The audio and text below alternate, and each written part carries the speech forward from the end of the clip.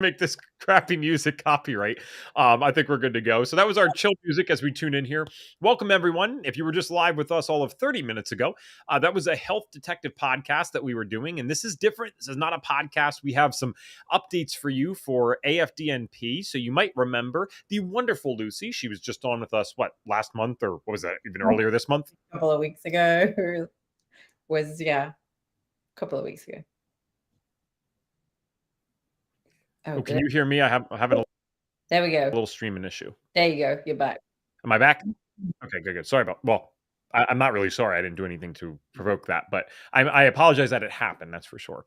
All right, and we actually technically was a friend because you know Kim Heinz. You guys actually go back a little bit, correct? Yes, yeah, we did a business course together, like back in the day, and then I saw her switch to what she like health things, and I was like, "What you doing?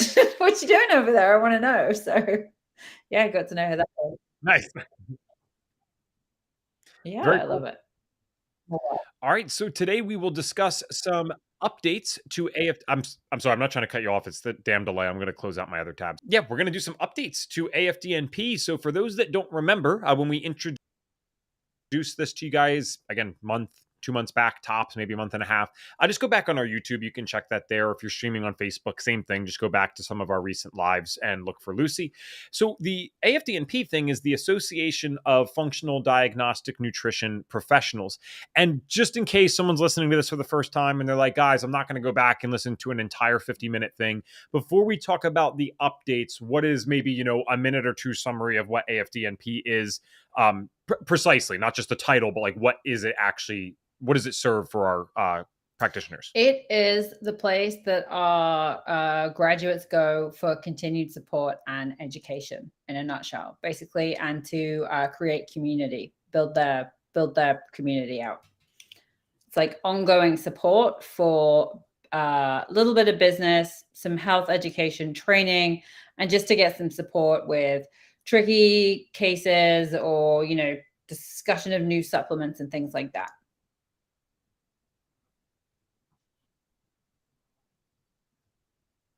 Ev, are you still there? Okay, very cool. So with the updates that are coming up, there's some really exciting things. One of them being the practitioner directory. And I don't think I get this question all the time. They're like, why can I not go seek out your practitioners? Why can't I find them somewhere? Historically, it had been more of a pain than it's worth, because I'm going to say this on the record right now because people don't get this.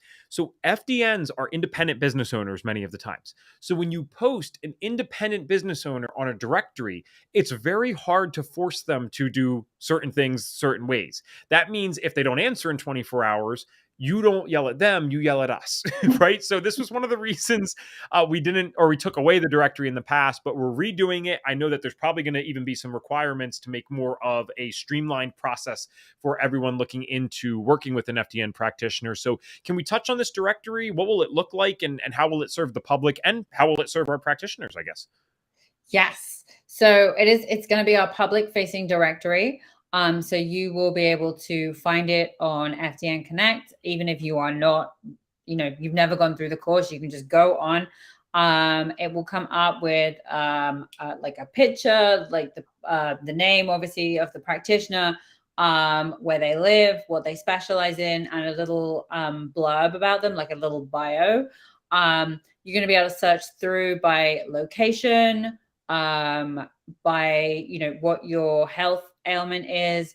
Maybe you're not sure, but you have some digestion issues, so you can search for like more broad terms like digestion or gut health, and that will bring up a list of active practitioners, I should add, that are able to help you. And then you can reach out yourself to specifically to that person, which is great, because like you say, you get a lot of people reaching out to you being like, why can't I find an FDN? I get the same as well. I get a lot of inquiries asking to be matched up. So this way people can do it themselves, and it's a lot easier.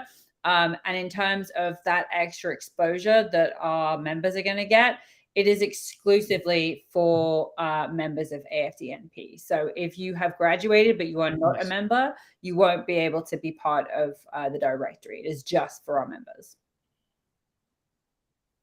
Excellent. I had no idea that we were going to allow the filtering by condition. And for those that don't know, FDNs, just so we don't seem inconsistent here, FDNs do not treat or address anything specifically. That's not how this works. But from a business perspective, from a passion perspective, many of us get into FDN and functional medicine for one reason or the other.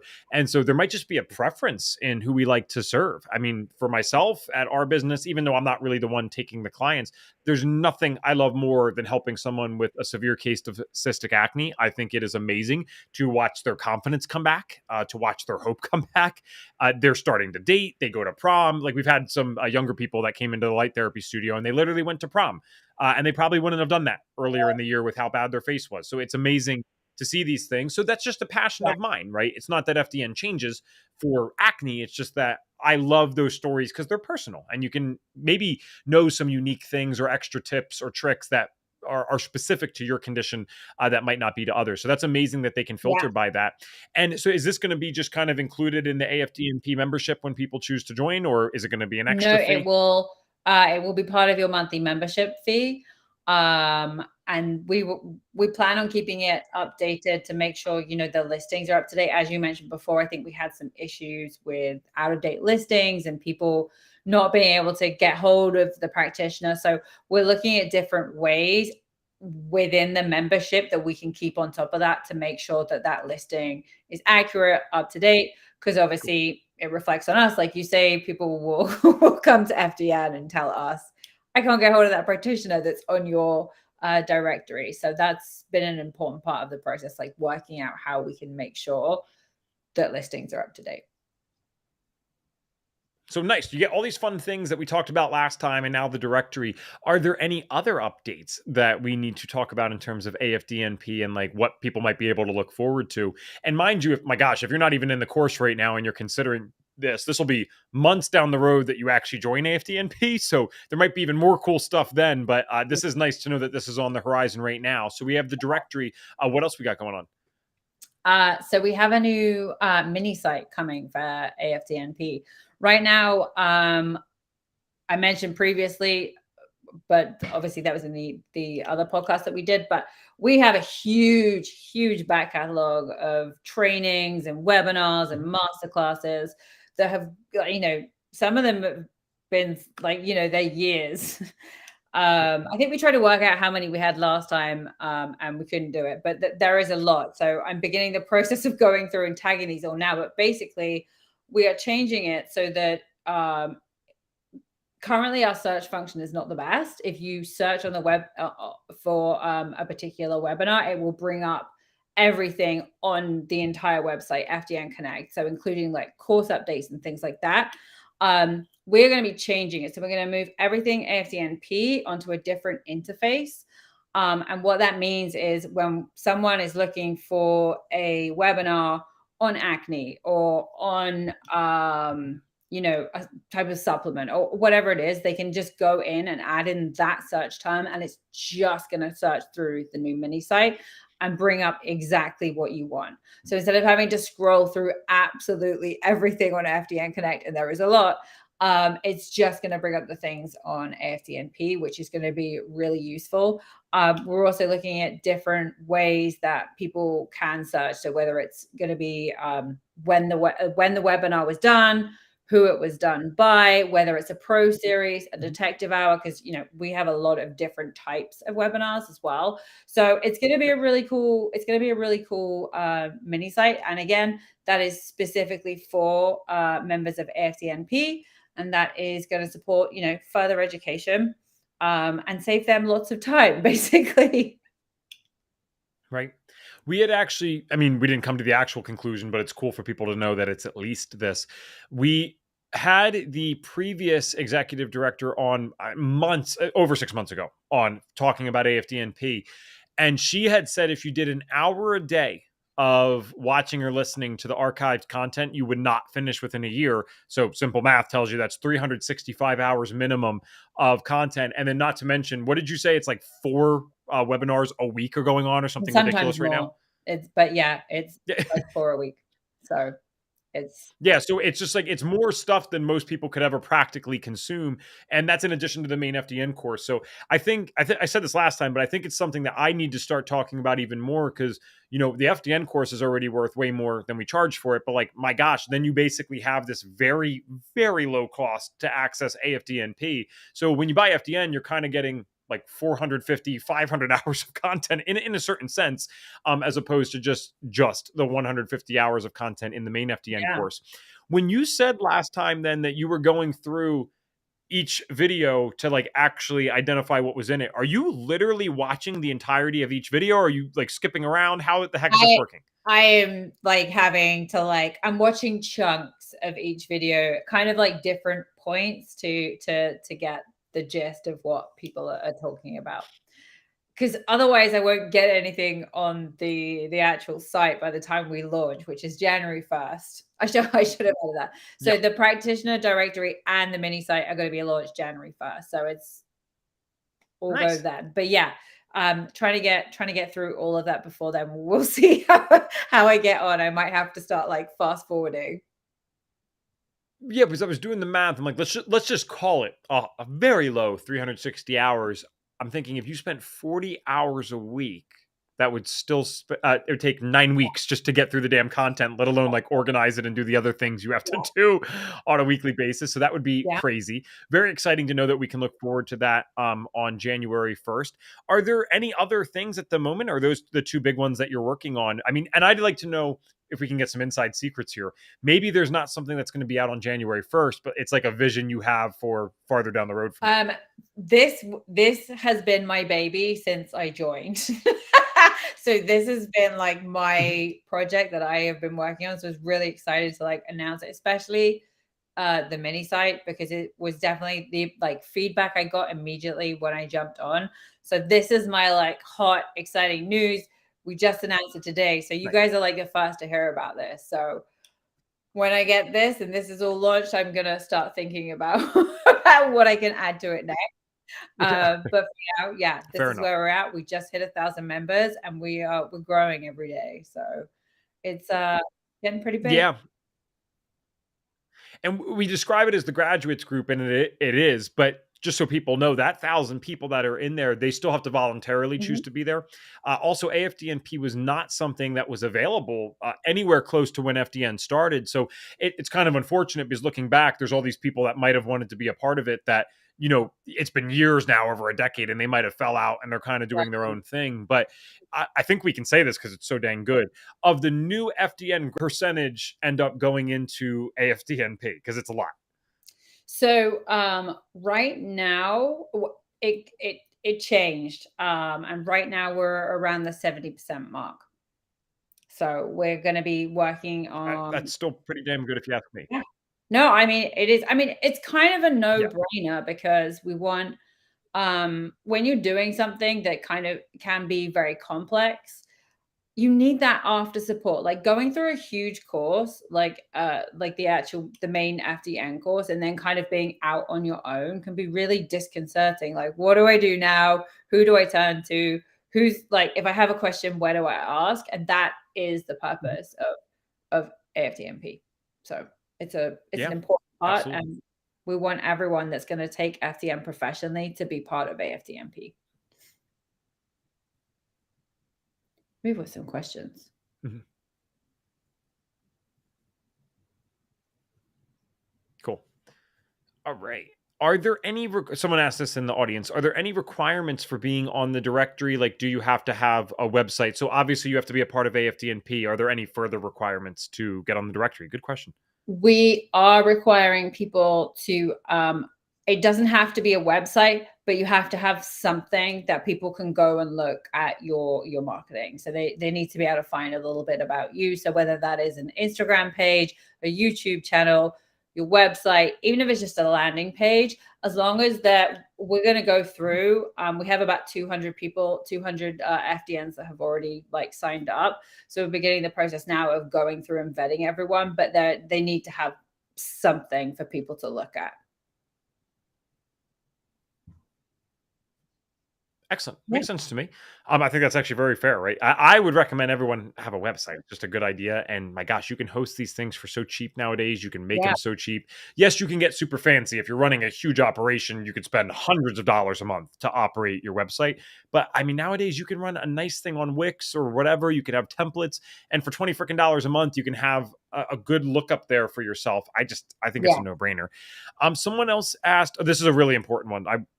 Can you compare this to other graduate groups out there for coaching? And I think what this means is there are some almost public groups that people can like join for free.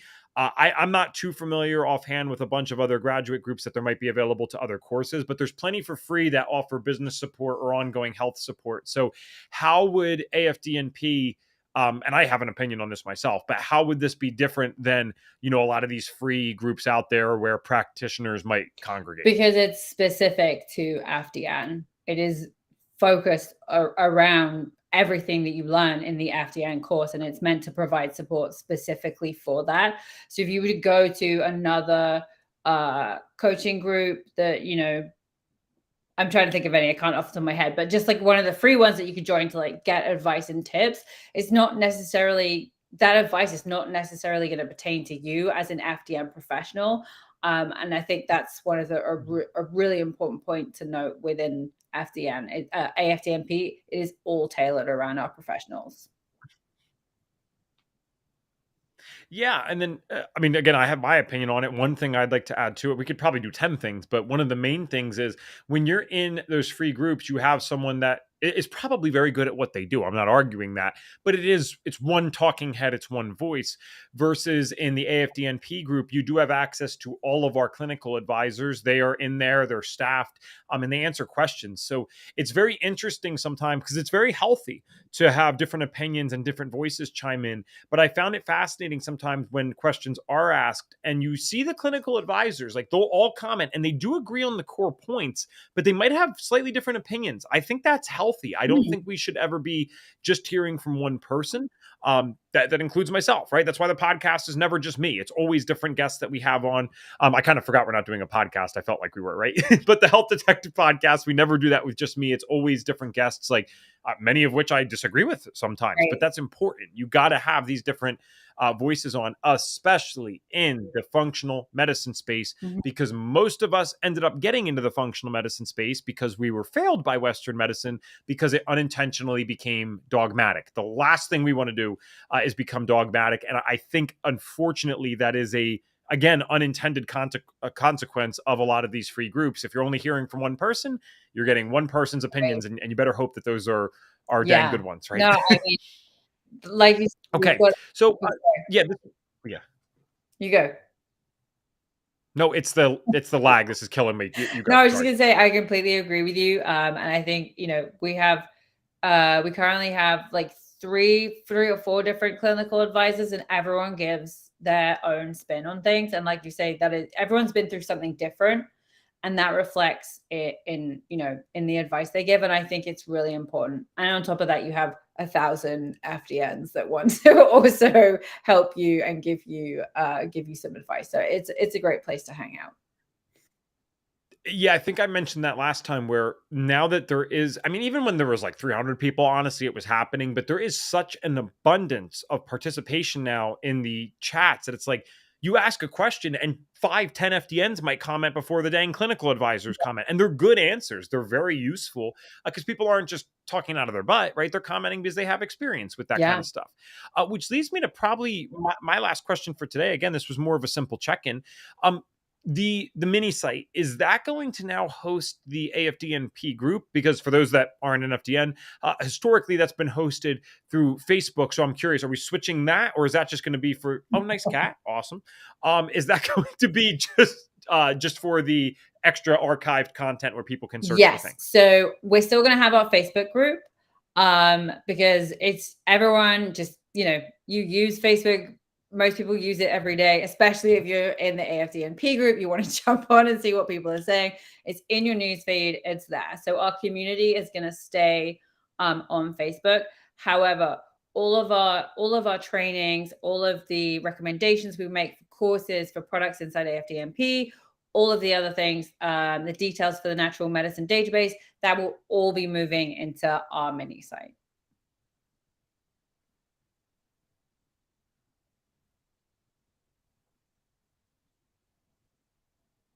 Excellent. I think it's funny how often it comes up. I might come up for you a lot, but I've had a lot of people actually say this stuff. They're like, "Why are you hosting on Facebook? Facebook like doesn't want the natural medicine stuff." Yet trust me, we're aware, but we're all still addicted to Facebook. And so it is it's undeniable that you're on there, you're scrolling going through something, and now I see a post that I wouldn't have seen otherwise because I would have had to log into another website, and that's just any extra barrier to entry is going to be too tough for people. So the mini site might act as a backup if we, in case we ever need it. But for right now, Facebook, any major social media platform is how you keep this engagement super high on a daily basis. I cannot tell you how many times I'm on this stupid device that I freaking hate so much half the time. But I'm on this thing scrolling along, trying to find something else. And then I see someone post an AFDNP and I can't I help but jump in know, on the question and give my 2 cents or an answer. Right. So I think it makes total sense that we're hosting it there absolutely. for now. Okay. Yeah. Yeah. If you guys have stuck with us this entire time, I genuinely apologize because this delay is like the craziest thing ever, Lucy. If I have cut you off, I apologize. We'll talk about this off air. But you need to help me here because we need to get the heck off this thing. We're already 20 minutes in, which is good. Are there any last things about AFDNP update wise people need to know for today, or can I be spared of this I lagging think you're internet? good. I'll spare you. I think we've covered everything.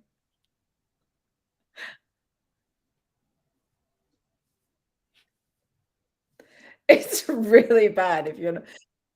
Okay, I think we're good then. Thank you guys. Thank God our last stream was better than this internet wise, and we'll see you.